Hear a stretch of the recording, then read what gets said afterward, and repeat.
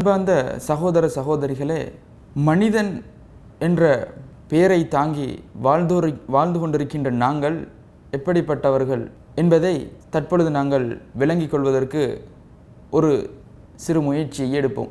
இப்படியான ஒரு முயற்சியை மேற்கொள்வதற்கான காரணம் என்னவென்றால், இன்று பல மனிதர்களுடன் கதைக்கின்ற நேரத்திலே அவர்கள் மனிதனாக தான் பிறந்ததையொட்டி கவலைப்படுகின்ற காட்சியை, அவர்களுடைய ஆழ்ந்த கவலையை தெரிவுபடுத்துவதை எங்களால் கேட்க முடிகின்றது. என்னை ஏன் கடவுள் படைத்தான், என்னை அவன் படைத்திருக்காமல் இருந்தால் நன்றாக இருக்குமே என்று இப்படி நொந்து கொள்கின்ற காட்சியை நாங்கள் பார்க்கின்றோம்.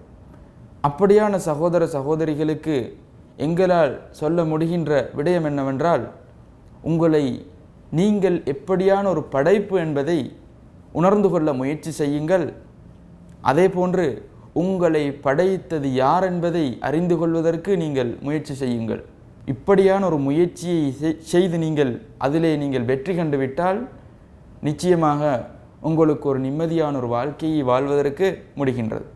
அன்பார்ந்த சகோதர சகோதரிகளே, அந்த அடிப்படையிலே இந்த மனிதன் என்கின்ற ஒரு வாழ்வை பெற்றவர்களாக, ஒரு மனித வாழ்க்கையை ஒரு மனித படைப்பாக நாங்கள் படைக்கப்பெற்று இந்த உலகத்திலே வாழ்ந்து கொண்டிருக்கின்ற அதே நேரத்திலே நாங்கள் சற்று சிந்தித்து பார்ப்போம் எங்களை போன்ற சில படைப்பினங்களின் நிலைமைகளை. அதிலே ஒரு படைப்பு மரம். அன்பார்ந்த சகோதர சகோதரிகளே, மரத்தை பொறுத்தவரையில் அது இந்த உலகத்துக்கு தோற்றம் பெற்ற நாள் முதல் அதில் செத்து மடியும் வரையிலே அதே இடத்திலே வாழ்ந்து மறைகின்ற காட்சியை நாங்கள் பார்க்கின்றோம். அதற்கு அசைவுகள் முடியாது. அது எந்த இடத்திலே முளைத்ததோ அதே இடத்திலே வாழ்ந்து மடிகின்றது. அதே போன்று மிருகங்களை எடுத்து பார்த்தால் மிருகங்களும் கூட, உதாரணமாக ஒரு மீனை எடுத்துக்கொள்ளுங்கள். அந்த மீன் கடலுக்குள்ளே இருக்கின்ற விடயங்கள் அது ஆங்காங்கே சுற்றி பார்த்தாலும் கூட வெளி உலகத்திலே எது நடக்கின்றது என்பதை தெரியாது. ஒரு பறவையை எடுத்துக்கொண்டால் நீருக்குள்ளே நடக்கின்றது என்பது என்ன என்பது அதற்கு தெரியாது.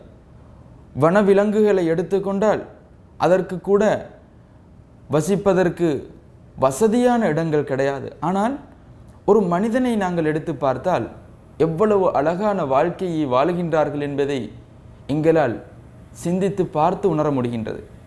அன்பார்ந்த சகோதர சகோதரிகளே, அந்த அடிப்படையிலே மனிதன் அவன் வசிக்கின்ற இடத்தை பாருங்கள்.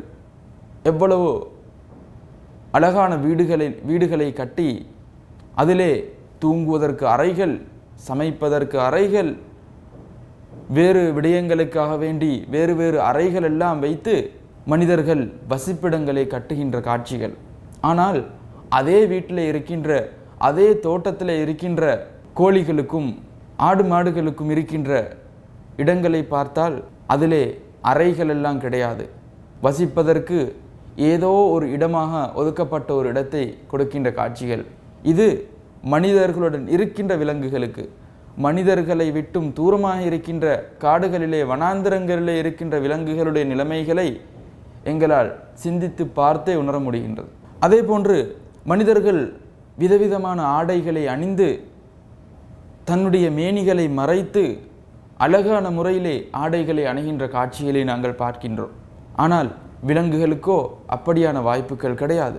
அதே போன்று மனிதர்களை பொறுத்தவரையிலே சத்துக்கள் உள்ள சுவையான உணவுகளை உண்டு மகிழ்கின்ற காட்சிகளை நாங்கள் பார்க்கின்றோம். ஆனால் வனவிலங்குகளுக்கு அதனுடைய வேறுபாட்டை உணர்ந்து எது எனக்கு சத்துள்ள உணவு, எது பழைய உணவு, எது புதிய உணவு என்று பார்த்து உண்பதற்கான வாய்ப்பு கிடையாது. அது கிடைத்தவைகளை உண்டுவிட்டு வாழ்கின்றன. எனவே சகோதரர்களே, இப்படியான முறையிலே நாங்கள் கண்ணியப்படுத்தப்பட்டிருக்கின்றோம். ஒரு கௌரவமான வாழ்க்கையை நாங்கள் பெற்றவர்களாக இந்த உலகத்திலே வாழுகின்றோம். ஆனால் இந்த வாய்ப்பு மிருகங்களுக்கோ உலகத்தில் உள்ள எந்த படைப்புக்குமோ கிடையாது. அந்த அடிப்படையிலே மனிதர்கள் என்ற இந்த வாழ்க்கையை பெற்று நாங்கள் மேல் மிச்சமாக இன்னொரு தகுதியையும் தகைமையையும் பெற்றிருக்கின்றோம். அது என்ன? அதுதான் நல்லவை எது, கெட்டவை எது என்று தீர்மானிக்கக்கூடிய ஆற்றல். நாமெல்லாம் சொல்லுவோம் பகுத்தறிவு பகுத்தறிவு என்று சொல்லி, அந்த பகுத்தறிவு என்றால் என்ன? அதுதான் ஏனைய மிருகங்களுக்கும் ஏனைய படைப்புகளுக்கும் மனிதனுக்கும் இடையிலே இருக்கின்ற பிரதானமான வித்தியாசம். எனவே இப்படியானவைகளையெல்லாம் பெற்று இப்படியான ஒரு சிறந்த வாழ்க்கையை பெற்றுக்கொள்வதற்கு நாங்கள் முயற்சி செய்து இந்த வாழ்க்கையை நாங்கள் பெற்றுக்கொண்டோமா? அல்லது இந்த வாழ்க்கையை எமக்கு தந்தது யார்? அவனுடைய தகுதிகள் என்ன? அவன் எப்படிப்பட்டவன்? அவன் ஏன் எமக்கு இந்த வாழ்க்கையை தந்திருக்கின்றான் என்பதை பார்த்து அறிந்து, அவன் ஏன் எம்மை இப்படியான ஒரு வாழ்க்கையை தந்து படைத்தான் என்பதை புரிந்து கொண்டு அதன் அடிப்படையிலே எமது வாழ்க்கையை அமைத்து கொள்வதற்கு நாம் கடமைப்பட்டிருக்கின்றோம். எனவே பின்னே வரக்கூடிய தலைப்புகளிலே அது சம்பந்தமாக நாங்கள் சில தகவல்களை அலசுவோம்.